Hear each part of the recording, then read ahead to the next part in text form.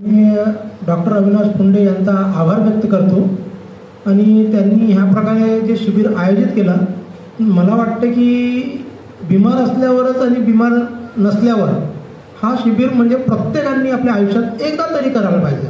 हा म्हणजे असा सुंदर अनुभव आहे की लाईफस्टाईल कसं जगायचं आणि बिमाऱ्या तर खैर सगळ्यांना राहतात आणि ते राहतील आणि पण त्या बिमाऱ्यातून आपण कसं जीवन छान जगता येईल याचा एक संदेश समाजाला खूप सुंदर तरीकेने डॉक्टर ह्या प्रोफेशनने दिलेला आहे।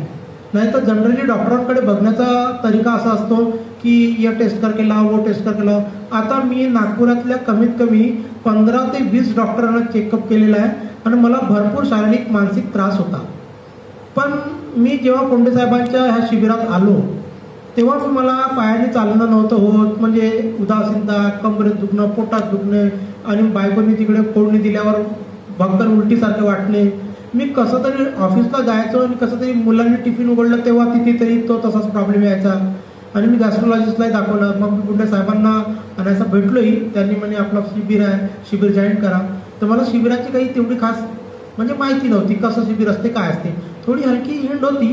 पण हा शिबिर उपवास राहून किंवा त्याच्यावर कसे ट्रीटमेंट करायची ही पद्धत डॉक्टरांनी करून आमच्याकडून घेतलेला आहे, त्याबद्दल त्यांचे तर मनपूर्वक आभार आहे। त्यांच्या टीमचे मनपूर्वक आभार आहे आणि खास करून त्यांच्या मॅडमचे, ज्या त्यांनी आमच्या डाएटवर एवढा कंट्रोल ठेवून त्यांनी जे दिलं त्यांनाही भरपूर आभार आहे।